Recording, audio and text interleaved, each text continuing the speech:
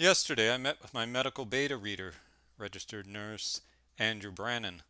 Andrew has spent a lot of time working in ICUs, which was great, as the entire human race in my forthcoming novella, All the Humans Are Sleeping, is basically an ICU, while their minds and nervous system are wired into a global virtual reality simulation. I could have easily called the novel All the Humans Are in ICU.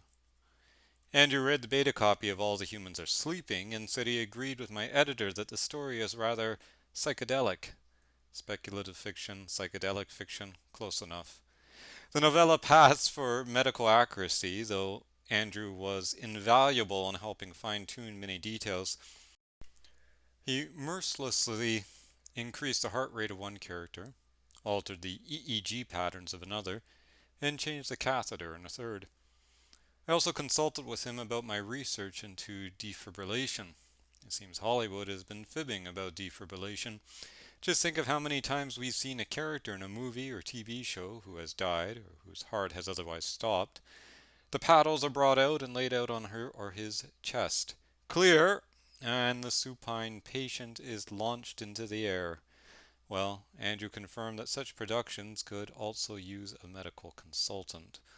First off, defibrillation is never used when the heart has stopped. It's only used when the heart of an unconscious patient is experiencing an irregular heartbeat, a precursor to heart failure. If the heart has stopped completely, then old-fashioned chest compressions are your best chance at saving the person.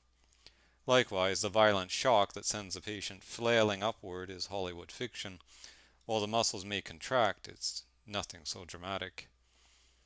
All the Humans Are Sleeping contains an army of medical robots known as the Nightingale bots, dressed as nuns but as creepy as vampires.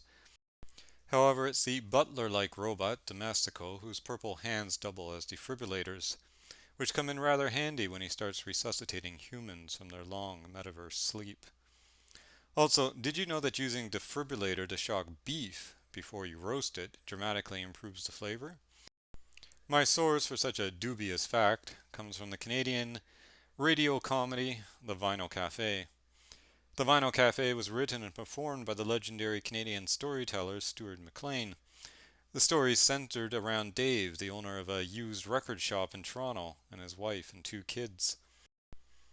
In one episode, Dave and his neighbors all pitch in to buy a defibrillator and decide to practice on raw beef from the local Wong's Scottish meat pies.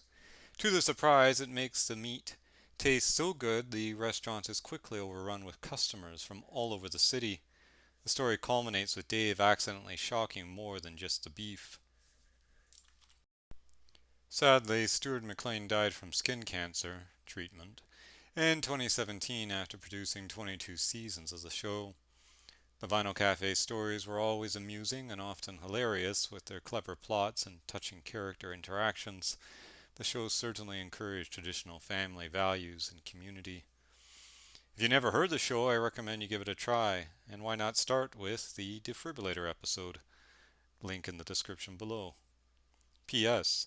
And for a sneak peek of All the Humans Are in ICU, sleeping, check out my The Robot on the Top of the Mountain post from February at blazingpinecone.com/news/2024/02/06 PPS. And to find out why my editor thought the story was so psychedelic, check out this post from last month at blazingpinecone.com/news/2024/03/23. Links in the description below. Receive free audiobook and ebook copies of my speculative fiction when you subscribe to my Blazing Pinecone email newsletter at blazingpinecone.com/subscribe.